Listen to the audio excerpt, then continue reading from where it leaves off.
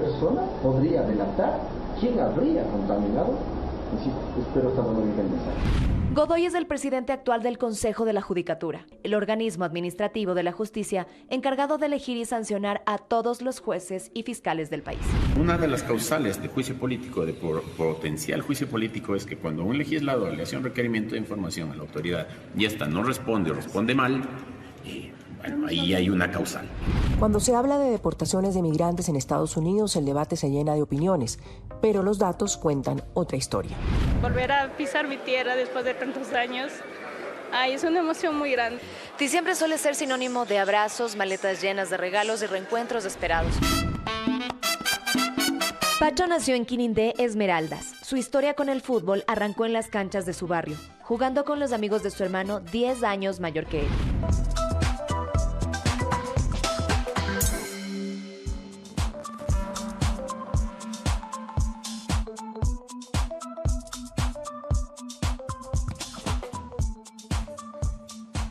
Hola, ¿qué tal? Muy buenas noches. Estamos en vivo 10:32. Soy Andrea Bernal. Bienvenidos a De Lunes a Lunes en nuestro último programa del año, cargado de análisis, de debate y sobre todo de muchas preguntas.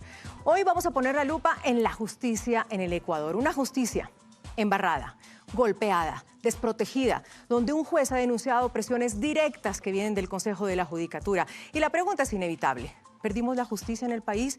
¿Quién protege hoy a quienes deben impartirla? Vamos a analizarlo con nuestro panel de la noche, al que va a sumarse el penalista que destapó todo esto en un artículo de opinión en Primicias la semana pasada.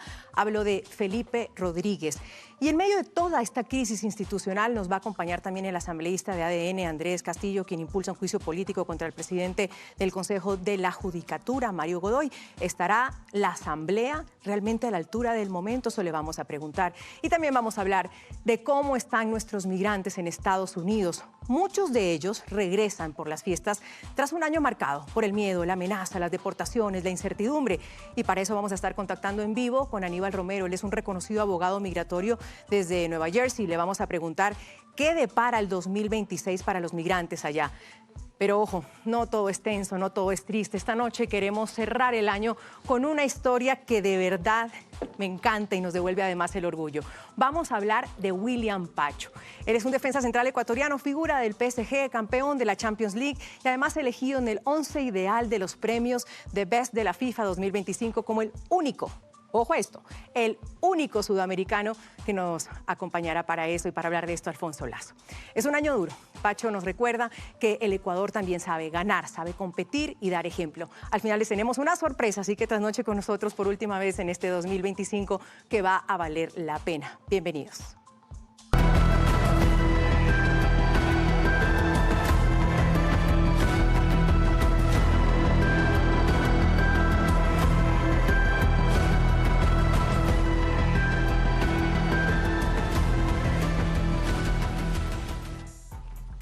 Bueno, lo veían ustedes, el tema que hemos propuesto para empezar es la justicia en el Ecuador. La perdimos, yo sé que suena duro, suena triste. Además, es un cuento que nunca acaba. Año tras año hay un escándalo y llegamos, parece que siempre como al mismo punto.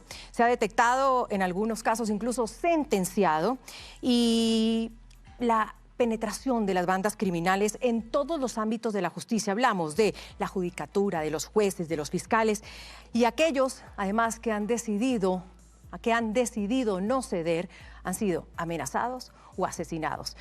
Esto lo pongo en contexto porque aquí con nosotros está Felipe Rodríguez, que es el primero que quiero saludar. El invitado de hoy también está Pamela León, pero saludo primero a Felipe Rodríguez. Como hemos dicho, él botó esa bomba en un artículo de Primicias. Felipe, un placer tenerte. ¿Perdimos la justicia? No, no la perdimos. En Ecuador la justicia está en eterna rehabilitación. Esa creo que es la historia del Ecuador. Pero creo que este caso o esta bomba, como Andrea dice, que lanzado, nos recuerda también algo, y es que existen jueces honestos. Y mientras existan jueces honestos, existe esperanza. Pamela León, bienvenida. Gracias por estar en De Lunes a Lunes. ¿Usted leyó el artículo de Felipe?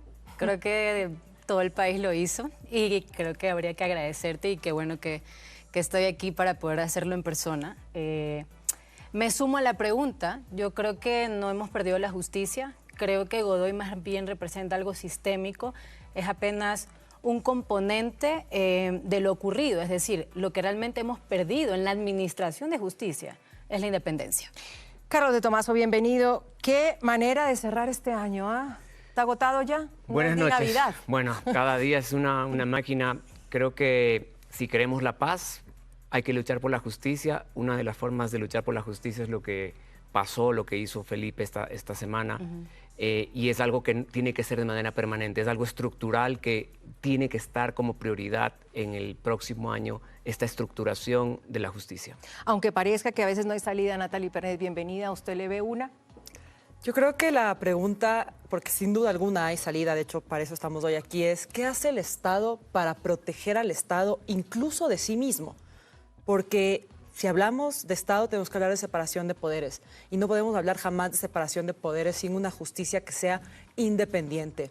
Y lo que hoy está pasando nos tiene que llevar a ese camino. ¿Qué hacer para garantizar una justicia independiente? Esta es la mesa de hoy con la que vamos a hablar de varios temas y abrimos con esta. Hablábamos al inicio del artículo de Felipe Rodríguez. Si me regalan, por favor, el artículo de él, agradezco en primicias. Esto antes de que se supiera que Godoy, que el Consejo de la Judicatura, que Gaibor, que había audios. Nos cayó como, sí, como yo lo dije, como una bomba. Ahí está. El artículo de Felipe Rodríguez de primicia habla de un juez con nombre y apellido, Carlos Serrano, presionado desde el Consejo de la Judicatura para fallar por un caso además muy delicado. Felipe, ¿cómo llega eso a sus manos? ¿Cómo fue? ¿Se tomó un café? ¿Lo llamaron? ¿Cómo fue? Creo que con los años uno se gana la credibilidad en el ejercicio de la profesión y hace que los operadores de justicia confíen en uno. Carlos además fue mi alumno en una maestría en la Universidad de las Américas, uno de los mejores sin duda. Y cuando estaba viviendo esto decidió compartirme su historia. Cuando me compartió su historia yo le exigí algo y es que me demuestre que todo lo que diga sea real. Y yo pude verificar documentos, absolutamente todo lo que él me contaba estaba documentado y decidí, con la autorización de él por supuesto, decirle, ya que tú no confías en la fiscalía, ya que tú no confías en la justicia, en la misma justicia en la que tú estás, saquémoslo a través de una columna y denunciemos esto al país. Carlos, lo hablábamos antes de este programa. Qué locura que en el país, como lo dice bien Felipe, no podemos confiar en la justicia, el Consejo de la Judicatura, un juez, hablando desde la posición de un juez, para decir voy a denunciar esto y tengamos que ir a estas instancias, a los medios, a los periodistas, a un colega, a un amigo. Porque se trata de un problema estructural. Esto va mucho más allá del caso de hoy. Ayer fue otro caso y a lo mejor en el futuro va a haber otro caso, sino se trata de mirar la estructura, de cómo está hecha la función judicial, su órgano de gobierno, su órgano disciplinario. Cuando conversábamos de la posibilidad de la constituyente, dentro de mi óptica, este era uno de los temas principales de por qué ir para poder volver a un ejercicio que el Consejo de la Judicatura, por ejemplo, sea administrativo y que, por ejemplo, la Corte Nacional haga de las veces de órgano disciplinario y de selección, que era una forma de salir, pero esto no puede ser que no termine en un cambio estructural, una reforma legal, una reforma constitucional, porque van a haber consecuencias de esto, va a haber consecuencias, pero el tema está en la estructura, tenemos que hacer algo. Que ya vamos a eso. Producción, si me ayuda también primero como para saber qué ha pasado. Lo último, es que porque aquí, ¿cuándo fue que escribiste el artículo, Felipe? Miércoles. El miércoles. Imagínense todo lo que ha pasado de miércoles a lunes. Lo último que ha pasado es un pedido más bien de licencia del señor Godoy del Consejo de la Judicatura. Esto fue lo que dijo él. Con la responsabilidad del caso acudiré a la asamblea. Para todas las personas que también emitieron falsas informaciones, no estoy en Bogotá. Me encuentro sentado en la ciudad de Quito el día de hoy en una sesión de pleno. Y también indicar que la sesión del pleno, con la información que estamos recopilando, se va a sacudir muchas cosas. Tenemos información que en la asamblea la ciudadanía va a conocerla. Es una información en la que se circunscribe y se observará claramente cuáles son las intenciones de esta situación que está atravesando el Consejo de la Judicatura.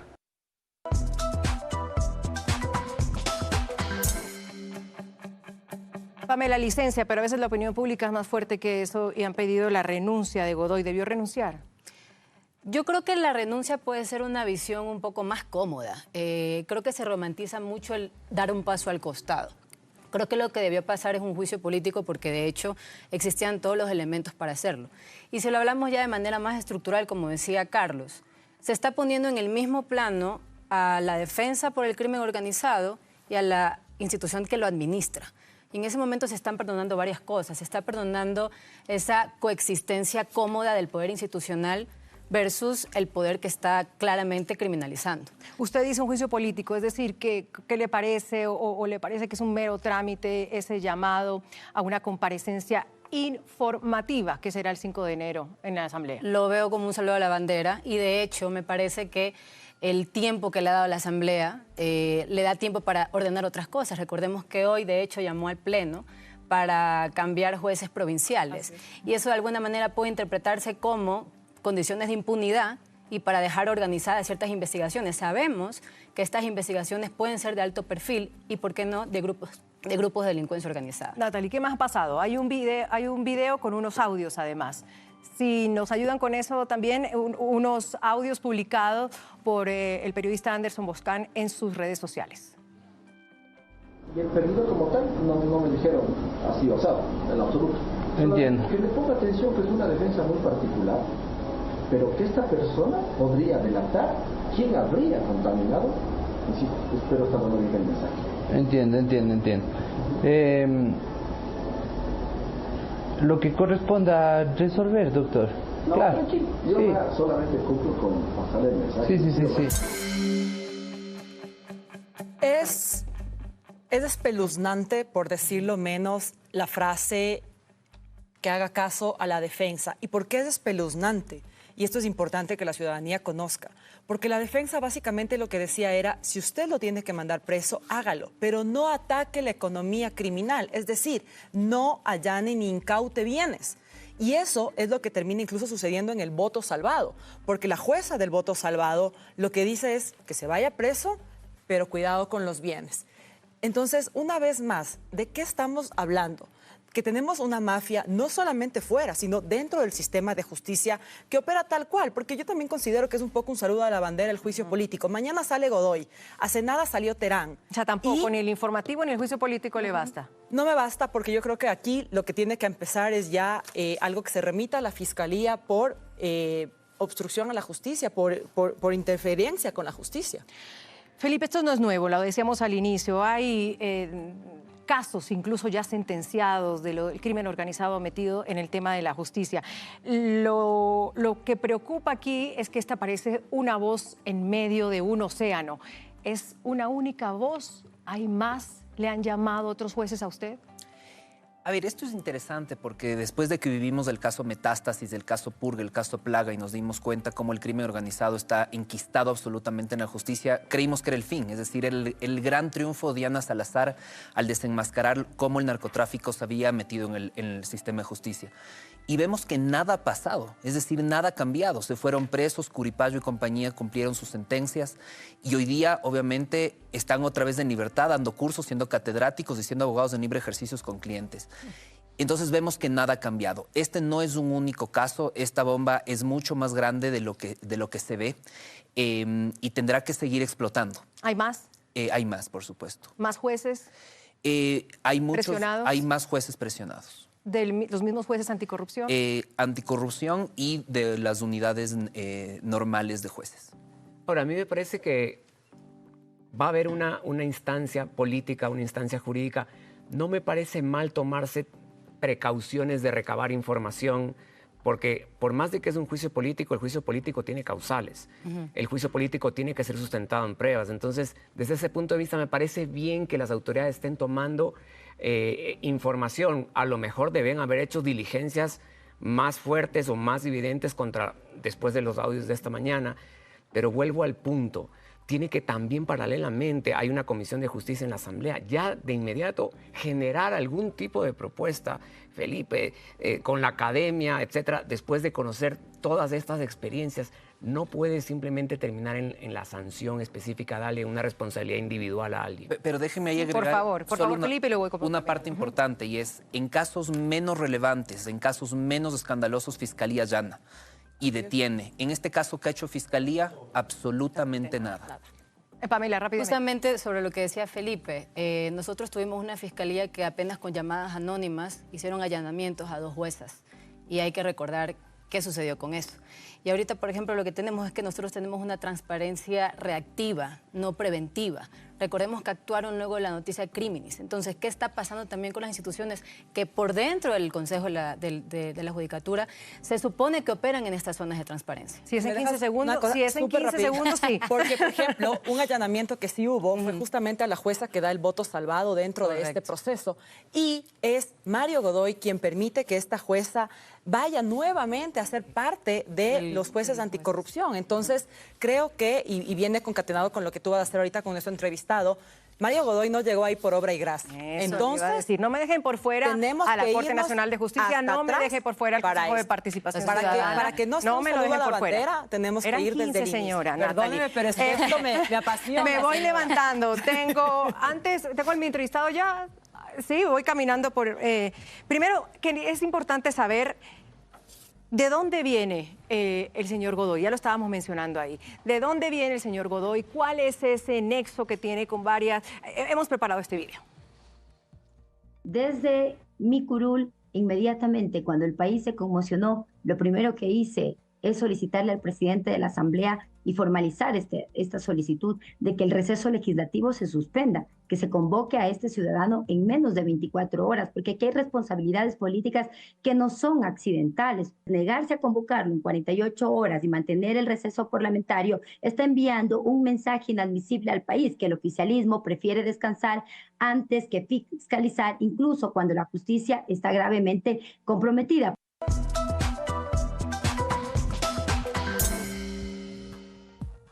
Viviana Veloz, asambleísta por la RC, es como que nadie quiere hacerse cargo de esta papa caliente, ¿no? Un poco. Ahora también la RC pidiendo un juicio político y diciendo que pues Godoy permanece en este caso por orden directa del novoísmo.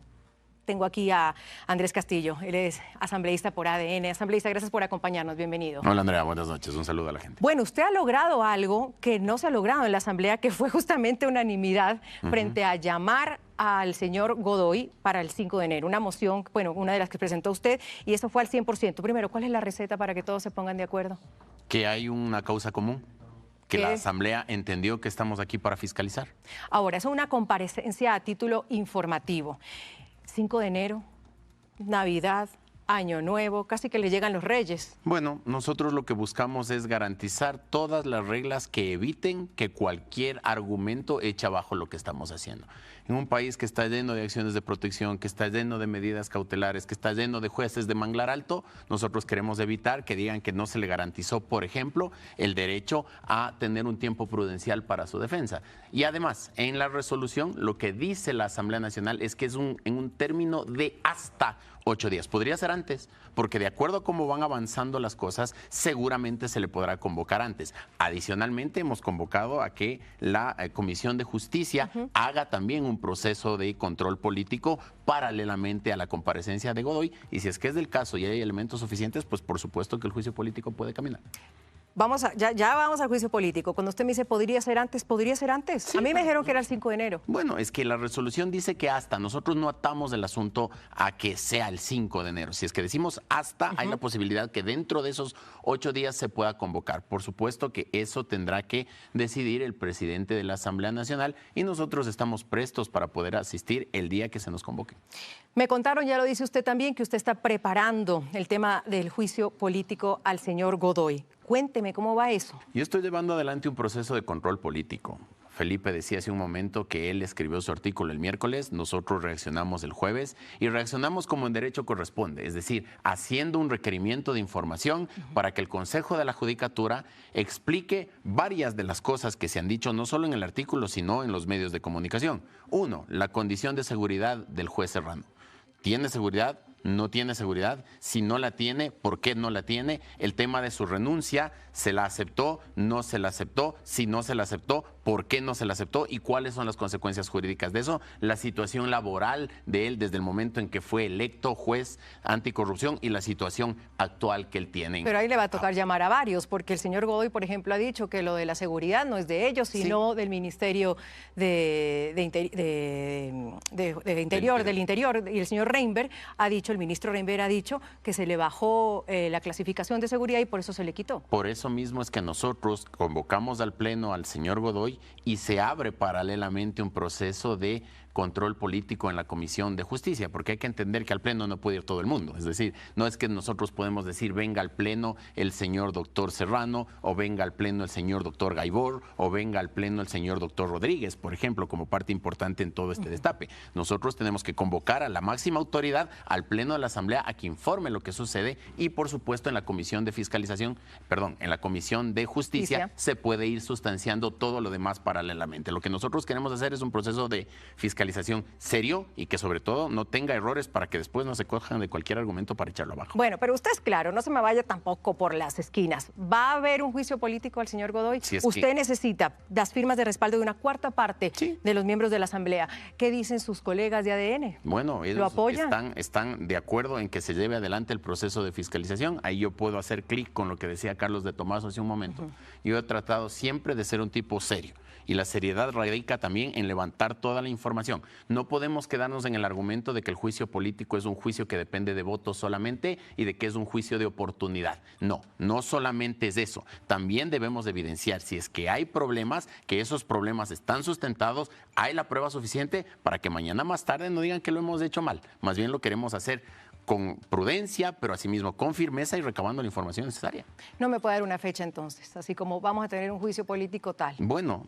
Tendría que ser después de esta comparecencia. Habrían dos disparadores. A ver, cuéntame. Hay dos disparadores. La Ley Orgánica de la Función Legislativa dice que cuando un asambleísta hace un requerimiento de información y el funcionario no responde o responde mal dentro de los siguientes 10 días a que se ingresó ese requerimiento de información, es causal de juicio político. El día 5, el presidente de la Asamblea convocará a que en efecto él comparezca y si es que esa comparecencia es insuficiente, pues por supuesto inmediatamente arrancaremos con el tema. Se lo pongo así, ¿esa comparecencia podría salvarle el pellejo al señor Godoy y que después no pasara nada? Nosotros haremos lo que tengamos que hacer en el marco de la prueba que se actúe. Por eso estamos siendo tan meticulosos en ese asunto. No nos vamos a poner quisquillosos tampoco a buscar el argumento, sino más bien sobre los documentos, sobre lo que él presente y sobre todo sobre lo que él hable en cuanto a lo que tiene que informar, porque ya ha dicho que va a hablar de otras cosas también.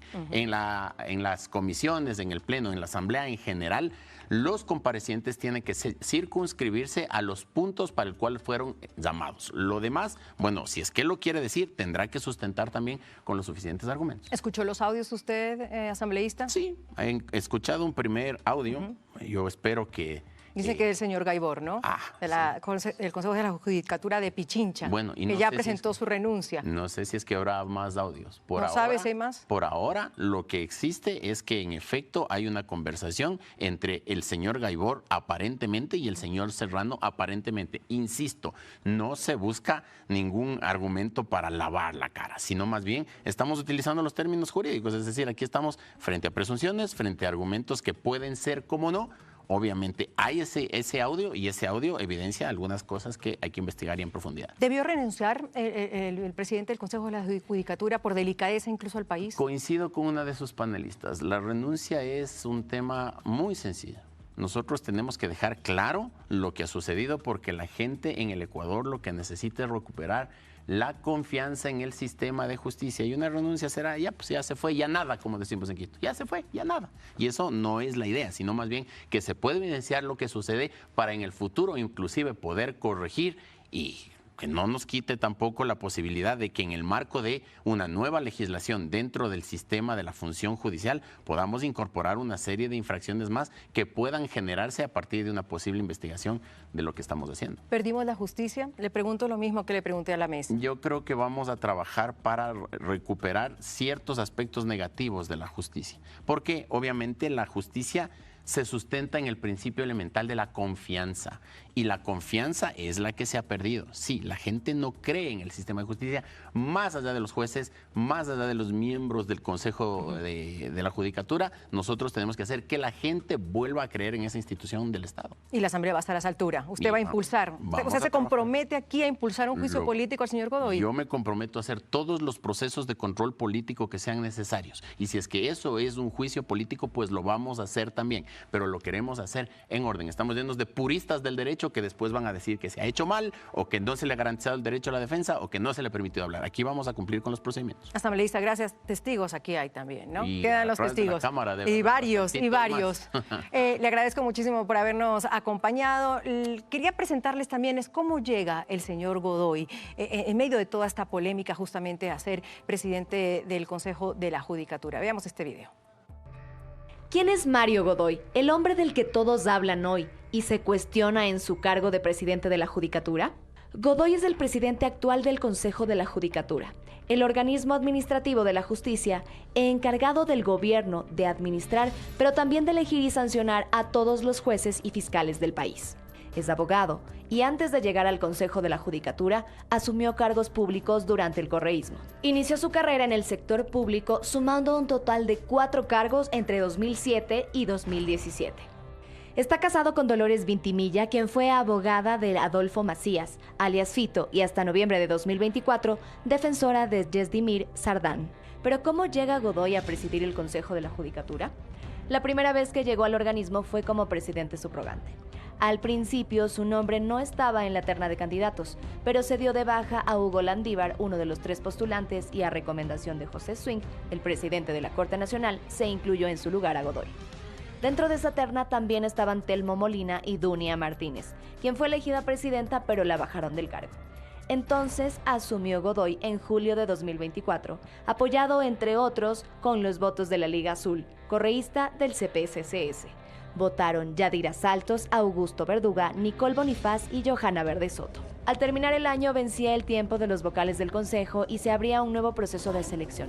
Godoy, una vez más, no fue candidato. Mientras avanzaba el proceso, seguía prorrogado en el cargo. Finalmente, en julio de 2025, el CPSCS devolvió la terna a la Corte Nacional de Justicia, porque consideraban que Edison Toro, uno de sus integrantes, no era apto. Nuevamente el nombre de Godoy entró por la ventana, propuesto por el presidente de la Corte Nacional de Justicia, José Swing, y se llevó la presidencia. Esta vez se apoyó en los votos afines a ADN.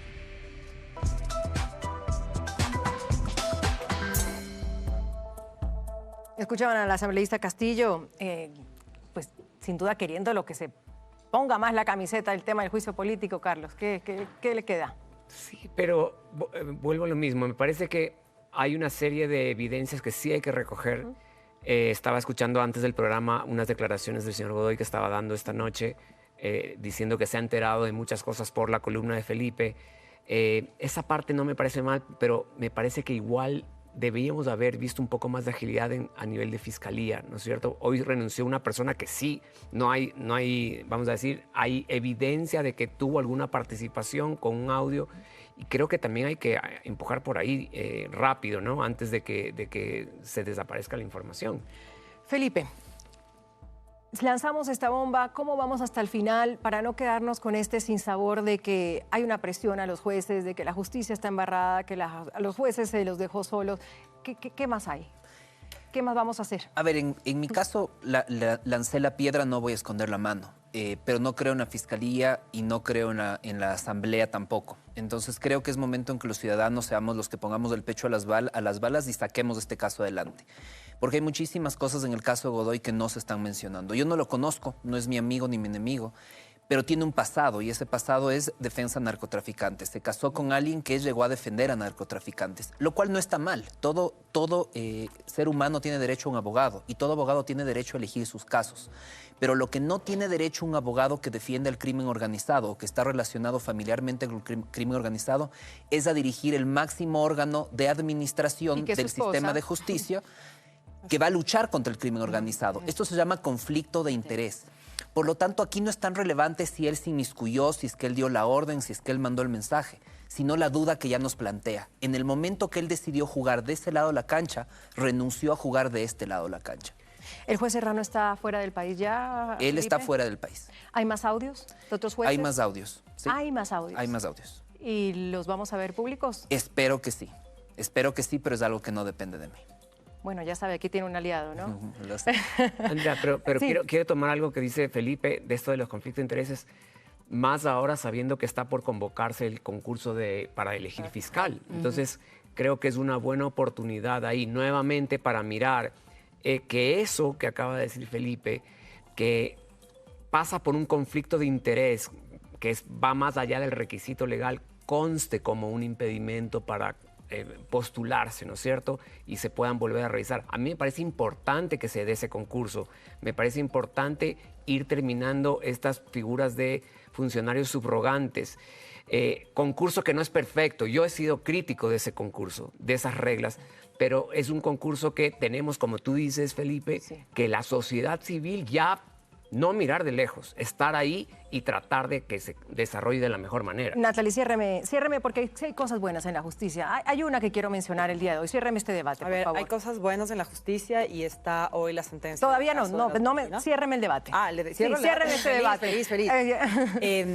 Tú hablabas de los concursos. Solamente para que la ciudadanía sepa, Mario Godoy tuvo 5 impugnaciones en el Consejo de Participación Ciudadana y Control Social con su candidatura y sin embargo llegó. Entonces tenemos que destapar esta red desde abajo. Por ejemplo, el señor Gaibor, que hoy ha renunciado. ¿De qué nos sirve su renuncia? Lo que nos serviría es que se inicie el proceso disciplinario y el señor sea destituido para que no pueda seguir estando cerca de donde se imparte justicia. Eso sí nos sirve. Y como Pamela decíamos ya y se adelantaba también Natalie, contenta, yo creo, donde la justicia hay también que darle su lado positivo. Hay una sentencia en el caso de los 4 de la Malvinas. Sin duda puede ser la sentencia histórica en el Ecuador.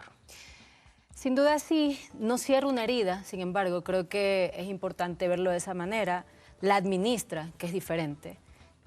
No busca la verdad plena, sino tal vez lo que debería hacerse es la reparación real. No digo que lo que haya pasado hoy no es positivo, lo es.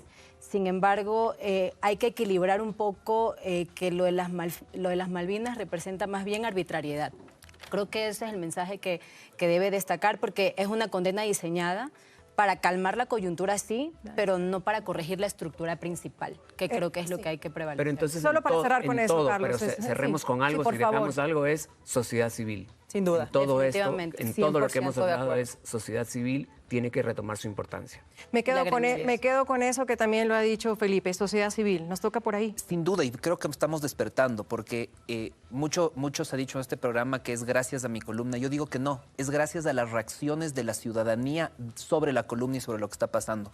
He escuchado voces, incluso voces que eran apegadas al Consejo de la Judicatura y a darles la espalda. Entonces yo creo que es momento en que la ciudadanía y la sociedad civil, como dice Carlos, tenga un papel predominante. Felipe, pues gracias por ser una de las voces. Muchas gracias. Le agradecemos a Felipe Rodríguez por haber estado aquí en nuestro panel de lunes a lunes. Me voy a una pausa. Vamos a hablar de nuestros migrantes, esos que queremos tantos, que nos duelen esas historias de ir y volver. ¿Qué está pasando con ellos en Estados Unidos? Y la buena noticia, Pacho, entre los 11 mejores del mundo. Nos encanta, Pacho. Ya volvemos.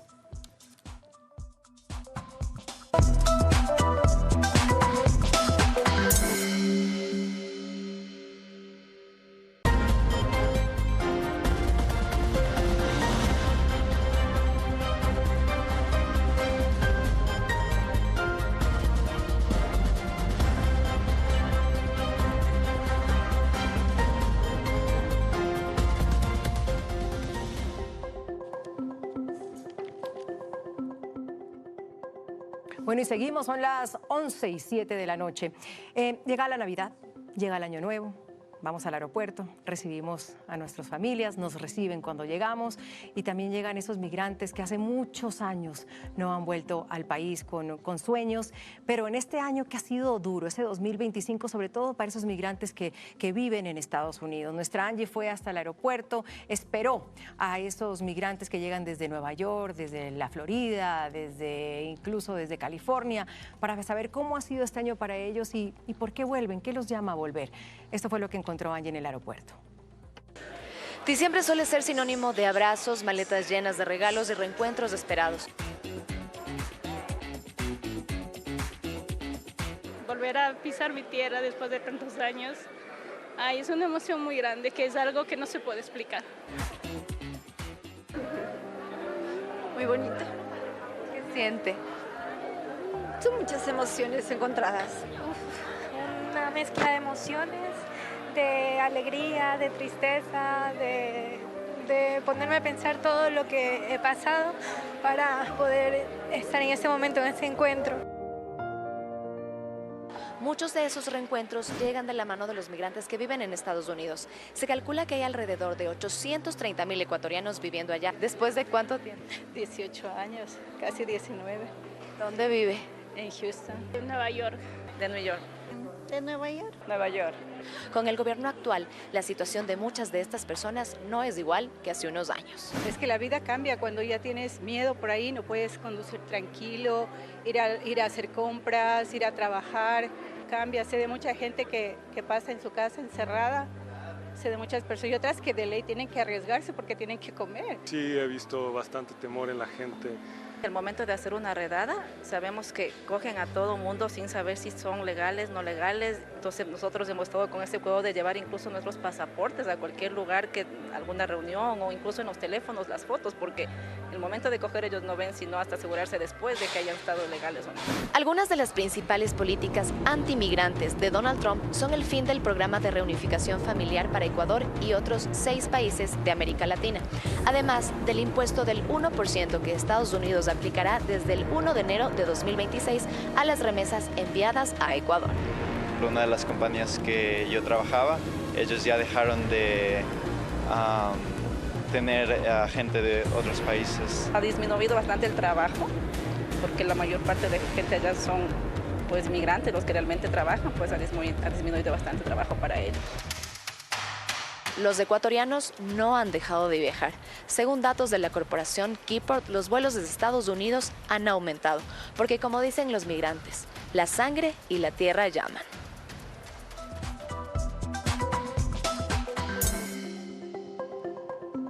La sangre y la tierra llaman, eso siempre pasa, Pamela, pero como le decíamos al inicio, ¿qué año ha sido este? ¿Y qué año para los migrantes, sobre todo en Estados Unidos? Yo le doy solo una cifra de Nueva York Immigration Coalition, unos datos duros que deben llamar la atención. Muestran que los ecuatorianos representan el 4% de los no ciudadanos o los ciudadanos en estado de irregularidad en Nueva York, pero casi son el 25% de los arrestos que hace ICE en Estados Unidos. ¿Qué año para ellos, no? Es un año complicado. El ICE, de hecho, ha tomado prioridad, principalmente los ecuatorianos, en esta ciudad de Nueva York, que se considera una ciudad santuario. Una de las cosas que creo que es interesante entender es qué clase de migrantes son los nuestros.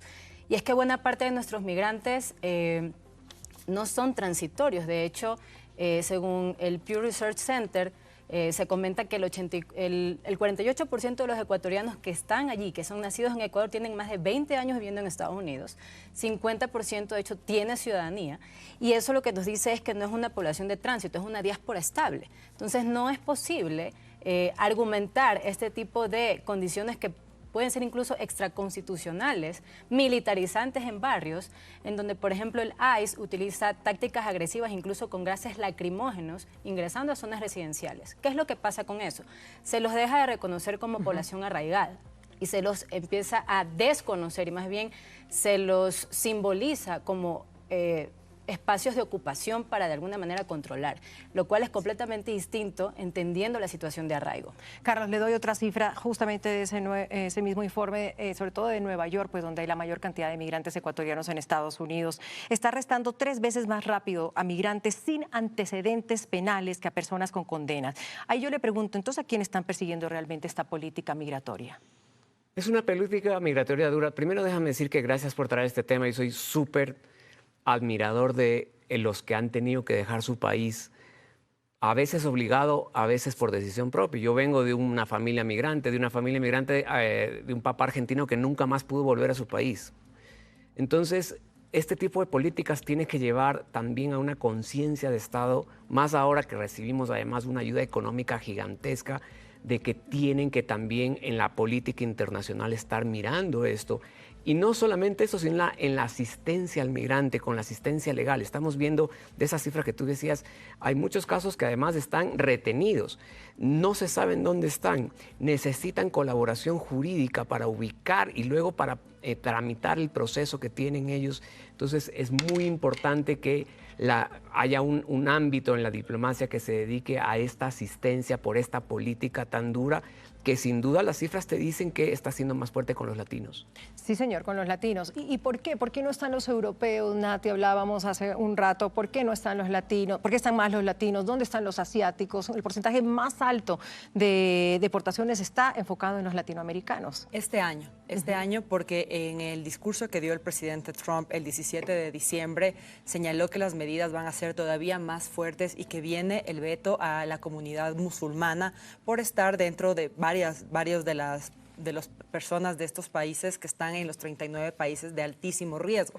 Entonces, quizás empezamos con la comunidad latina por cercanía, por costo. Es más barato también el tema de la deportación, ¿verdad? Y si hay un tema, y perdónenme la expresión, pero hay un tema de xenofobia arraigado hacia y en contra de los latinos.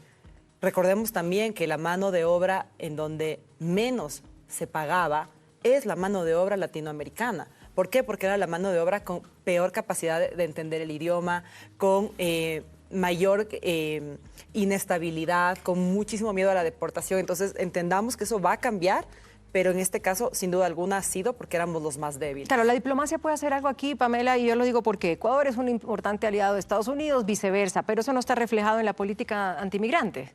Ahí le ha faltado conversación diplomática al gobierno. De hecho, podría ser tal vez algo impopular lo que comente.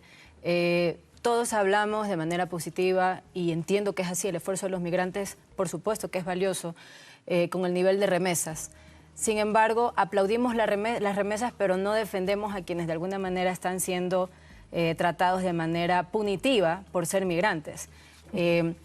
Esa dicotomía no puede existir. Si aplaudo las remesas, entonces también tengo que tener una postura que de alguna manera no sacralice lo que está sucediendo. De hecho, no hay que olvidar que hasta la fecha 4.000 ecuatorianos han sido deportados. Ya vamos a hablar de las remesas, Pamela, porque es importante también entenderlas. Tenemos un reportaje de primicias. Mónica Orozco ya nos acompaña acá justamente con unos números importantísimos que no se pueden dejar pasar por alto cuando hablamos de migración, porque no solo son políticas de deportación o la parte humana.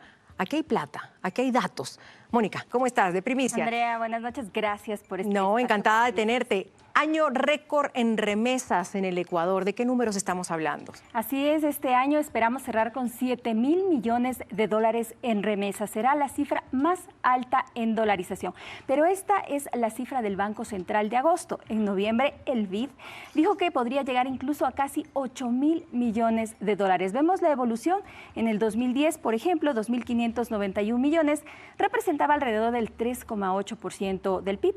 Pero en 2025 podría llegar hasta el 6% del PIB si es que se cumplen estas metas.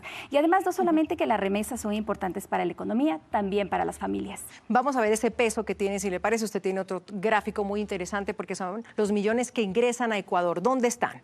Así es, para entender un poco si 7.000 millones de dólares es mucho o poco para la economía, podemos mencionar o comparar, si se quiere, con otros indicadores que generan también ingreso de divisas. El primero, que no está en pantalla, pero que es muy importante, son las exportaciones, 36.000 millones de dólares, pero luego están las remesas.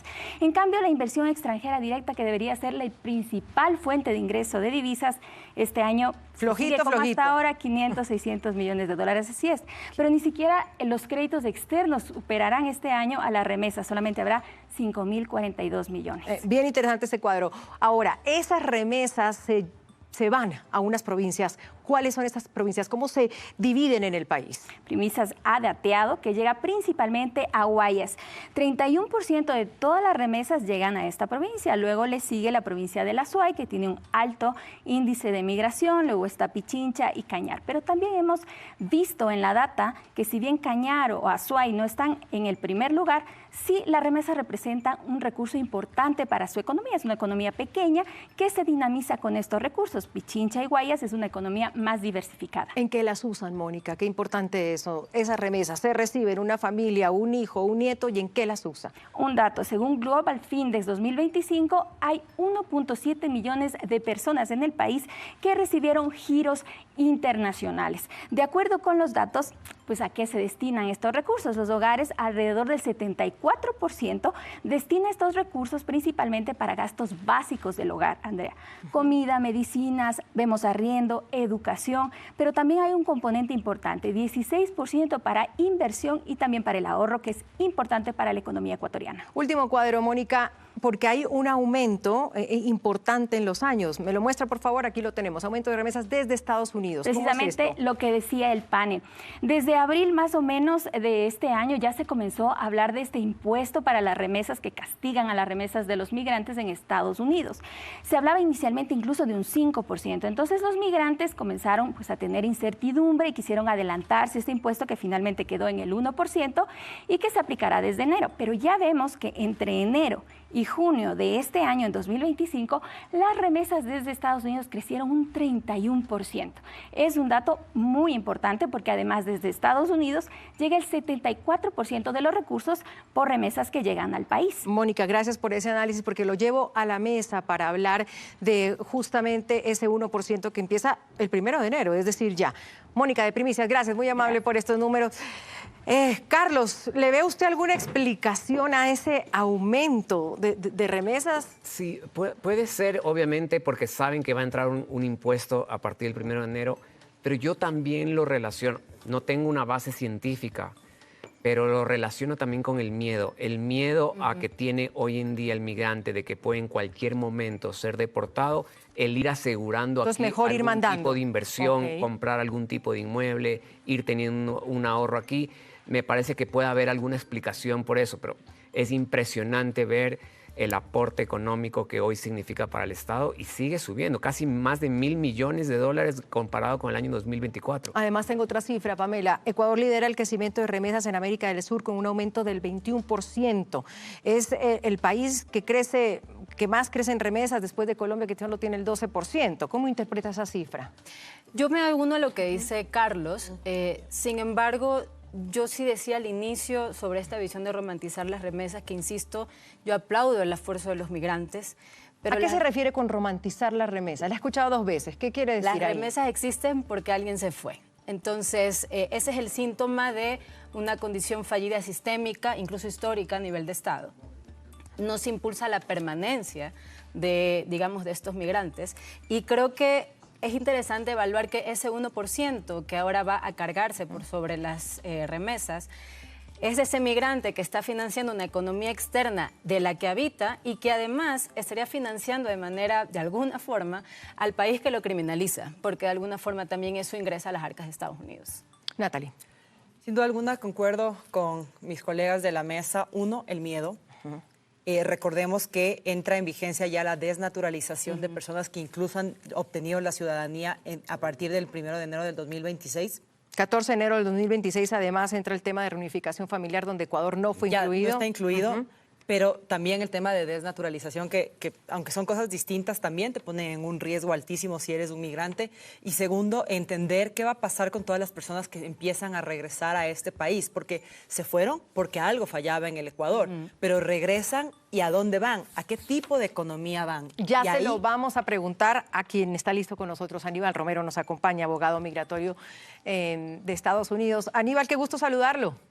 Hola, ¿qué tal? ¿Cómo están? Muchas gracias por la invitación. Gracias. Aquí yo tengo varias preguntas que sin duda la gente que nos está mirando hasta ahora y tiene esa incertidumbre también de no saber. Lo primero, Aníbal, esa gente que vino a pasar Navidad y son esos migrantes, esos residentes, ¿tienen algún tipo de riesgo cuando regresen a Estados Unidos? Por regla general, no. Sin embargo, las políticas migratorias en Estados Unidos han cambiado un poco. Los oficiales, la patrulla fronteriza o los oficiales en el aeropuerto, que pueden, hoy en día están revisando mucho más los casos de personas con residencia, vamos a decir, personas que hayan cometido algún tipo de delito, que muchas veces no les decían nada, pero ahora sí los ponen en el famoso cuartito y pudiera inclusive empezar un proceso de deportación. Muchas personas se van sin pensar que van a tener un problema al regresar, pero cuando regresas a los Estados Unidos tú vuelves a pedir permiso para entrar y el oficial tiene un deber, y ahora hoy aún más, de revisar si hay algún problema, por qué no te puede dejar ingresar al país. Aún así tengas residencia, aún así seas residente, no estoy hablando de ciudadano, pero aún así con residencia. Sí, aún así con residencia. Te puedo dar un ejemplo. Por favor. En el 2005 te agarraron fumando marihuana, no era la gran cosa, no pasaba nada, pero en el momento que sales del país y tratas de ingresar nuevamente, ellos pudieran iniciar un proceso de deportación porque no te están sacando del país, sino te están excluyendo del país. Es un tema técnico, ya nos tocará a los abogados argumentar en corte por qué no aplica o si aplica, pero el mal rato está, la posible deportación está. ¿Cómo se está viviendo esto, Aníbal? Con ese miedo permanente, justamente el que tú estás hablando, cuando y se puede llegar a la casa, al lugar de trabajo, porque ya lo decíamos, no es en las estaciones de policía o no es en lugares donde están los abogados migratorios, sino en la calle, yendo a recoger a sus hijos a la escuela. ¿Cómo están viviendo los migrantes con ese miedo? Terrible, terrible, porque realmente más allá de un tema legal es un tema psicológico, como dicen ustedes, ¿no? Salir a la calle, no saber si vas a poder regresar, no saber qué va a pasar en la escuela con tus hijos. Hemos visto casos de detenidos de niños, entonces realmente es un problema serio para la comunidad migrante. Sabemos que igual hay tantos migrantes, millones y millones, y va a ser literalmente imposible, virtualmente imposible sacar a millones de indocumentados. Sin embargo, si te toca, te toca. Y aún ahora, antes por lo menos podías pedir fianza ante un juez, ahora te están negando la fianza ante un juez, quedas detenido, te obligan a firmar documentos, terminas autodeportándote porque no quieres estar detenido en una cárcel en la Florida o en Texas. Aníbal, los que son detenidos, ¿a dónde los llevan? ¿Cómo está haciendo ese proceso? Además de todos esos videos dolorosísimos que estamos viendo, o se queda el niño, o se quitan al esposo, o se va la esposa, o lo sacan de los carros. ¿A dónde se van? Se van a un centro de detención, por regla general, en el lugar donde te detuvieron, pero hoy en día estamos viendo que si te arrestan en Nueva York, el día de mañana apareces en Georgia, apareces en Texas, apareces en Luisiana, y se complica el caso porque obviamente me contratan para representar en una corte local, pero termina el detenido en una corte en Texas, donde tengo que contratar abogados en Texas, donde las personas no tienen dinero y, como dije anteriormente, terminan autodeportándose porque es mucho más fácil y no quieren estar detenidos 3 o 4 meses. Aníbal, finalizo con esto, que sé que nos están escuchando muchos en Estados Unidos, nos han dicho que nos miran desde Arizona, desde Boston, desde Nueva York, desde la Florida. ¿Qué hacer en caso de ser detenidos? ¿Qué consejo les da? Bueno, antes de ser detenido, en los Estados Unidos existe el derecho a permanecer en silencio, pero eso es muy difícil de ejercer porque el miedo está. Pero efectivamente el gobierno no te puede detener si no sabe que eres indocumentado. Y 90% de los casos detenidos, el gobierno sabe que eres indocumentado porque tú le dices, luego de que te preguntan de qué país eres, dónde naciste. Lo mejor es siempre permanecer en silencio. Y una vez que ya te detienen, nunca firmar nada, pedir ver a un juez, así te obliguen, así te pidan 20 veces firmar documentos, no lo hagas, tienes derecho a pelear un caso y luego, obviamente, buscar ayuda legal porque sí hay formas para poder salir. Bueno, quiero agradecer a nuestro abogado Aníbal, gracias, que nos acompaña desde Nueva Jersey. Quisiéramos seguir hablando con él sin duda alguna por todo lo que pueden estar pasando nuestros migrantes también. Buenas fiestas y gracias por trasnochar con nosotros, Aníbal, muy amable. Gracias, hasta luego. Gracias por esos datos.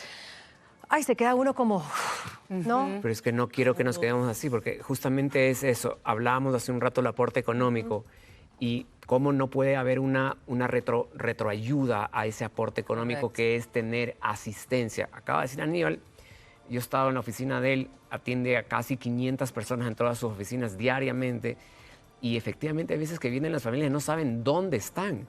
Hay que gastar plata para encontrarlos, hay que gastar plata para contratar abogados. Entonces, El punto es que los consulados nuestros en Estados Unidos tienen que aperturar un segmento especial de asistencia jurídica y de asistencia financiera para estos casos. Esa es la forma de mejor ayudarlos a ellos. Pamela. Yo sí quiero comentar algo sobre el miedo, que es un poco el transversal que hemos hablado en la mesa, y es que pese a que se hable de deportaciones masivas, realmente creo que esto persigue una lógica más simbólico-disciplinaria. ¿Por qué? Porque hasta la fecha han habido 620.000 deportaciones por parte de Trump desde enero, que ingresó. Pero si nosotros revisamos las cifras nuevamente del Pew Research Center, vemos que hay cerca de 13.5 o 14 millones de indocumentados. De esos, 7.5 u 8 millones trabajan indocumentadamente, y si hacemos una relación entre esas deportaciones que hace Trump versus el mercado laboral de indocumentados, tenemos que representar apenas un 7% de lo que realmente podemos analizar. ¿Y eso qué quiere decir? Que es un mensaje más que busca darle miedo a muchos, o mejor dicho, detener a pocos y darle miedo a muchos. Y eso ya lo podemos ver, por ejemplo, con lo que está pasando en la frontera sur, en donde las llegadas, por ejemplo, han disminuido un 80%. En 2023 habían 2 millones de llegadas y ahora hay menos de medio millón. Ahora, llegan más rápido los mensajes que los aviones. Ahora, usted ya decía de Trump... hay un nombre que le decían al presidente Obama, ¿no? Era el Chief Deporter, ¿no? El deportador en jefe. Porque cuando hablamos de Trump y este último año, ojo que las cifras vienen desde el gobierno del presidente Obama, gobierno demócrata. Veamos esta animación donde nos van a mostrar justamente esas cifras, si les parece. Cuando se habla de deportaciones de migrantes en Estados Unidos, el debate se llena de opiniones, pero los datos cuentan otra historia. Desde los atentados del 11 de septiembre del 2001, el gobierno de George W. Bush marcó un punto de quiebre y endureció la política migratoria. A partir de entonces, cada administración ha enfrentado la misma pregunta: ¿quién fue más duro con las deportaciones? ¿Obama, Trump o Biden? Los datos revelan que el récord histórico de deportaciones sucedió en la era de Barack Obama. En sus 2 mandatos entre el 2009 y 2016 se registraron alrededor de 3,1 millones de deportaciones, según el Departamento de Seguridad Nacional. Durante el primer mandato de Trump, entre el 2017 y 2021, se estima que fueron deportados formalmente 1.282.000 personas. En el gobierno de Joe Biden, entre el 2021 y 2024, se contabilizaron alrededor de 545.000 deportaciones. En el actual gobierno de Trump, la política migratoria se ha endurecido. El gobierno sacó 829 vuelos de deportación y ha intensificado los operativos migratorios. Además, personal de Servicio de Inmigración y Control de Aduanas, ICE, ha intensificado la localización de migrantes indocumentados, especialmente de aquellos con antecedentes penales en todo tipo de redadas. Pero más allá del discurso, las cifras muestran que la mayor cantidad de deportaciones sucedieron en la época de Obama. El demócrata deportó un promedio de 1.088 personas por día en su primer mandato, y en su segundo mandato el promedio diario bajó a 794, mientras que Trump ha deportado un promedio de 810 por día entre enero y junio de este año. Natalie, voy cerrando. Yo sé que es un tema también que nos parte el alma, pero también aquí estamos hablando de practicidad y de política. El presidente Trump llegó con una idea y dijo: voy a deportar a tanta gente y no voy a dejar ingresar a este otro. ¿Lo ha cumplido? ¿Le ha cumplido a sus votantes, Natalie? Yo no soy partidaria de que el fin justifica los medios, Andrea, porque podemos ver los números de deportaciones, pero son seres humanos. Hablábamos en el corte, mientras estaba el video, que hay niños que están siendo deportados solos. En consecuencia, yo coincido plenamente con lo que dijo Carlos. Creo que este es el momento de hacer un llamado a la acción a todos nuestros consulados, a nuestras embajadas, para que vayan más allá de la relación diplomática, al tú a tú con el inmigrante, que sean capaces de decirle: si esto te pasa, guarda silencio, como le dijo el abogado. Creo que es el momento de ser una ayuda y una compañía. Claro, más guía, ¿a qué voy, dónde voy, a quién llamo, qué hago? Así es, Andrea, porque recordemos que todas las familias de este país tenemos a alguien que ha migrado, todas. Este es un problema transversal que nos muere y nos mueve el corazón a todas las familias de este país. Pamela, y muchos de nuestros países terminamos siendo esos terceros países que dicen: bueno, no importa, yo le ayudo, recibo otros migrantes, o no importa qué fue lo que pasó a inicios de este año, yo recibo a mis migrantes, como ¿a cambio de qué? ¿O a cambio de nada? Creo que realmente es una asociación más simbólica que lo que puede realmente representar en utilidad. Porque si lo ponemos en un contexto general, ¿qué qué es lo que realmente podrían estar viviendo nuestros migrantes. No tengo las cifras específicamente del Ecuador, pero podría darse un reflejo de esto. El 74% de las personas que están en custodia del ICE no tienen antecedentes penales. Lo decíamos al inicio, de acuerdo. Y otro tema importante es que este año, en 2025, 30 personas han muerto en estas custodias. Sí. Mucho más fuerte que el 2004, que fue el repunte más alto. Entonces, esto es un reflejo de lo que pueden estar viviendo nuestros connacionales. Me cierran una frase este debate, señor de Tomaso. Humanización. Eso es. Hay que estar con ellos. Y concuerdo. Me sumo. Humanización. Vamos a una pausa, ¿les parece? Después de hablar de humanización y quedarnos un poquito con el corazón roto, vamos a hablar de cosas bonitas. No podíamos tener nuestro último programa del año, no hablando de esos que nos hacen felices. Pacho, aquí hay fan de Pacho, ¿no? Tras los pasos de William Pacho, entre los 11 mejores del mundo. Ya viene Alfonso Lazo, él es el experto, es el que nos va a dar clase aquí en esta, ya lo veo ahí, que nos va a dar clase en esta mesa. Ya volvemos.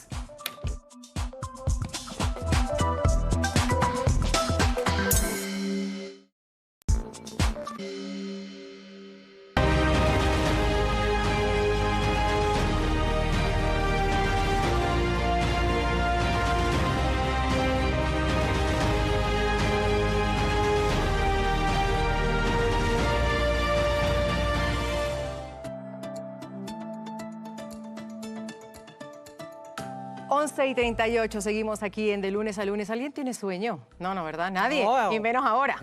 Menos ahora. Aquí tenemos en nuestra mesa Alfonso Lazo, nos acompaña. Alfonso, qué gustazo tenerte. Andrea, gracias por la invitación. Para mí es el gusto. No, imagínate, vamos a hablar de William Pacho, tras los pasos de William Pacho. Primer ecuatoriano, además, en ser considerado dentro del 11 ideal de la FIFA. Único sudamericano en esta alineación. 24 años, originario de Quirindé. Hay un mito, me contaban, que dice equipo al que llega Pacho, equipo que gana. ¿Ah? ¿Será así? Es posible, bueno, con todo lo que ha ganado, pero lo hecho en este año ha sido brutal, ¿no? Porque sumó el otro día su 6º título. Él había llegado en junio del año anterior y en enero ya le tocó jugar la primera final porque el Paris Saint-Germain era campeón de la liga, entonces jugaban la Supercopa francesa. Pues en enero ganó su primer título y a partir de ahí no paró más. Además, él llega a un equipo grande que le estaba faltando ganar estos grandes torneos, sobre todo el de la Champions. Habían invertido mucho. Por ahí pasaron jugadores como Neymar o como Messi y no consiguieron el título. Resulta que el año que llega nuestro William Pacho se adueña del puesto. Él es un zaguero central zurdo, juega por izquierda y se convierte en múltiple ganador. Hay que ver todo lo que dicen los hinchas franceses de él. No nosotros, porque... Claro, nosotros lo vamos a querer, francés, no. Claro, no. Hay que ver lo que dicen los franceses, lo que dicen los europeos de él, y rápidamente él está ganando el protagonismo a su compañero de defensa, que es un brasileño ya con muchos años, Marquinhos, y que incluso es de la selección brasileña. Da la sensación de que él es el que se va a hacer cargo de esa defensa y va a terminar siendo el capitán. ¿Lo ves como un fenómeno aislado, Alfonso? ¿Es algo que eso pasa cuando pasa el Haley? No. ¿O es algo nacional? ¿Es algo que realmente está sucediendo en el fútbol ecuatoriano? A ver, lo que está pasando aquí, de todas maneras, William Pacho es parte de toda esta camada grande de futbolistas que aparecen o que se terminan de formar. Hay unos que llegan un poco más tarde, unos un poco antes, en el Independiente del Valle.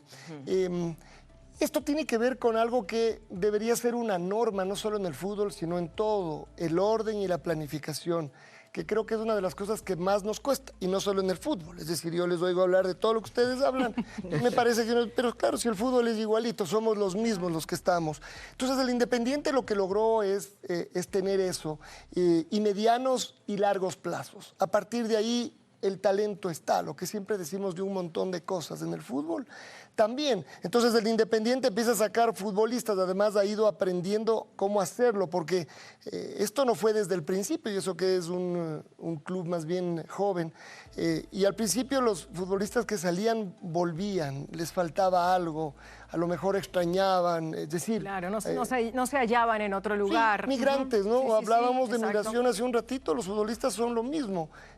Y sin embargo ahora llegan estos chicos que se van a los 18, a los 19, a los 20 años y se empiezan a convertir en figuras. Entonces uno dice, bueno, esto es una evolución, esto tiene que ver otra vez.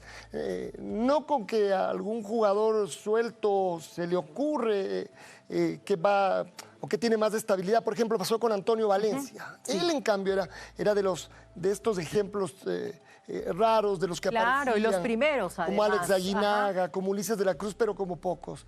Estos chicos, no, hay una camada gigante. Uno les pierde de vista porque son tantos que uno tiene que estar revisando todos los fines de semana cómo les fue en un lado o en otro. Qué bueno, ya les voy a dar la palabra a ustedes, por aquí vamos a aprender de fútbol y sé que de otra cosa, ¿no? ¿De qué es? De parrilla, porque empieza el tiempo de algo así, ¿no es cierto? Yo, ya vamos a contarle gran fan que Alfonso es muy hit en TikTok hablando de parrilla. Ya vamos a hablar de eso. Primero vamos a seguir los pasos de Pacho. William Pacho es el primer ecuatoriano en la historia en estar dentro del equipo del 11 ideal de los premios de Best de la FIFA. ¿Cómo fueron sus inicios? ¿Qué camino tuvo que recorrer para estar donde hoy está? ¿Y qué le permitió llegar hasta este punto? Pacho nació en Quinindé, Esmeraldas. Su historia con el fútbol arrancó en las canchas de su barrio, jugando con los amigos de su hermano 10 años mayor que él. Un amistoso entre Quinindé versus Independiente del Valle en Puerto Quito lo puso en el radar. A sus 15 años llegó al IDB con toda una carrera por delante. Junior Sornosa, uno de sus compañeros de vestuario, recuerda cómo era cuando llegó. Chico alegre, chico muy humilde, por ahí había que sacarle las palabras con cuchara. Desde muy temprano, su forma de pararse en la cancha, de escuchar y de responder a la exigencia empezó a revelar a un jugador distinto. Era joven, pero tenía personalidad de un adulto y eso te marca, eso te deja muchas enseñanzas y él lo consiguió. Estos pasillos, aulas y canchas marcaron su vida por varios años. Estamos en una de las residencias del Independiente del Valle, a donde William Pacho llegó en 2016 y aquí se formó hasta 2022.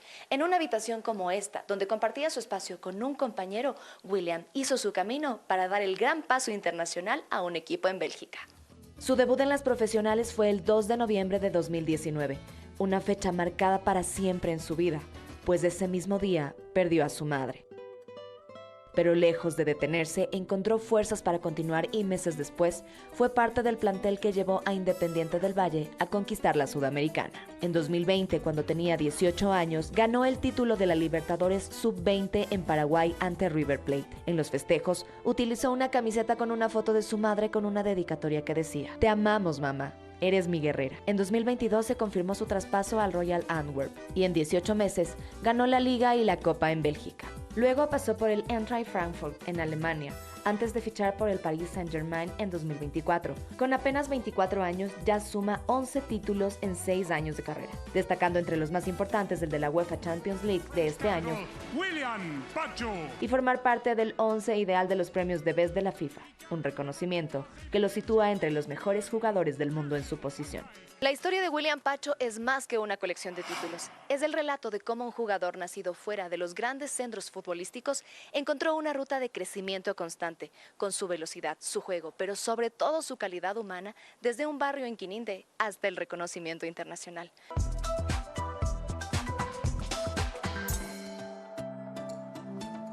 Carlitos, nos toca aprender a sonreír como William Pacho. ¿Vio esa sonrisa? ¿Ah? Y ellos son los que están abriendo el camino a los demás. Y lo que dice Alfonso es estructuras. ¿Qué se está haciendo bien? Estructuras. La forma, los guían desde chicos. Yo ahí tenía una pregunta robándome el papel. Por favor. Porque Independiente del Valle acaba de vender a 2 hermanos de 14 años. Eso es más, de 16. Pero eso es preocupante, o sea, eso debe preocupar, debe entusiasmarnos, porque también que salgan tan chiquitos a Europa, que no vivan esos pasos. A ver, primero eso es común. Después no se van a ir hasta que no cumplan 18 años. Eso le pasó a Kendry Páez recién, ahora está en Francia. A él también lo habían comprado 2 años antes, pero él tuvo que cumplir la mayoría de edad y entonces se va. Es decir, la FIFA desde ese punto de vista tiene una legislación que no permite que los chicos se vayan tan chicos, porque en algún momento los jugadores iban mucho más chicos. Lionel Messi se fue mucho más chico, es decir, ahí todavía había otra legislación. Pero después, más bien, lo que me parece que está ocurriendo es que hay un montón de chicos. Además, a este trabajo del Independiente se ha sumado, por ejemplo, el de la Universidad Católica, el de Liga Deportiva Universitaria, Barcelona también. En los equipos grandes les cuesta más tener posibilidades, pero tienen unas estructuras que van creciendo. El Orense, por ejemplo, es otro equipo que también empieza a apostar por esto. Y lo que creo es que aquí aparece una gran oportunidad para un montón de chicos que ven que aquí pueden crecer, que pueden surgir. No todos van a llegar a ser futbolistas. Por eso estas estructuras les dan escuela y les dan colegio. Entonces, los chicos que no terminarán siendo futbolistas es como que tienen una esperanza y una posibilidad de seguir adelante antes de eso. De que hay otro camino, además que hemos hablado tanto aquí del tema de seguridad, de la política, ese es otro camino. Una política social. Claro, esa es la política social de la que hemos hablado del segundo programa. Política social, esa es, el deporte. Sin duda. Nati, vamos cerrando, por favor. Bueno, yo sí quería recalcar este tema porque en el Independiente del Valle se trabaja a los chicos de manera integral. Puede ser el mejor zaguero, pero si no es buen alumno, no entra a jugar como titular. Entonces generas este cambio psicológico de la disciplina, el orden, que termina teniendo figuras que a través de la disciplina y el orden conquistan el mundo. Y concuerdo con Alfonso, sin duda alguna, el solo hecho de tener la oportunidad de poder culminar el bachillerato y de tener también otra opción, que es ir a una institución universitaria, ya es una oportunidad de oro, porque hoy lamentablemente en el país y principalmente en las comunidades desde donde vienen los chicos que terminan en las primarias del Independiente del Valle, cada día más es un privilegio acceder a educación. Alfonso, 10 segundos, dígame otro nombre que pueda ser como William Pacho. ¿A quién ve? Bueno, Moisés Caicedo, Piero Hincapié, ellos ya están, ellos ya son y tienen la edad parecida. Pero alguien que vaya así por ahí, que no le hemos visto todavía. No lo sé, estos chicos Quintero, que recién los mencionaba Carlos. O sea, hay Vamos muchos, a ver. hay varios. Lo que pasa es que los chicos todavía tienen que seguir creciendo. Uno nunca sabe en qué terminan, ¿no? Es decir, uno puede tener esta sensación, pero en el camino pueden surgir muchas. Alfonso, mil gracias por haber estado con nosotros. Qué honor. Gracias por esa clase. Y me debe la de la parrilla también. Creo que en TikTok es, ¿no? En TikTok. El final, la primicia, la noticia. Yo sé que Creo estamos que cerrando año. Estamos cerrando año. Sí. Quiero agradecerle a todo el equipo, felicitarlos a todos, desearles lo mejor. Tengo información de que puede haber sorpresas en el Ministerio de Salud. Creo que están buscando perfiles. Creo que sería una gran noticia también para ese sector. Que están entrevistando candidatos, dicen, ¿no? Al parecer. Bueno, veamos.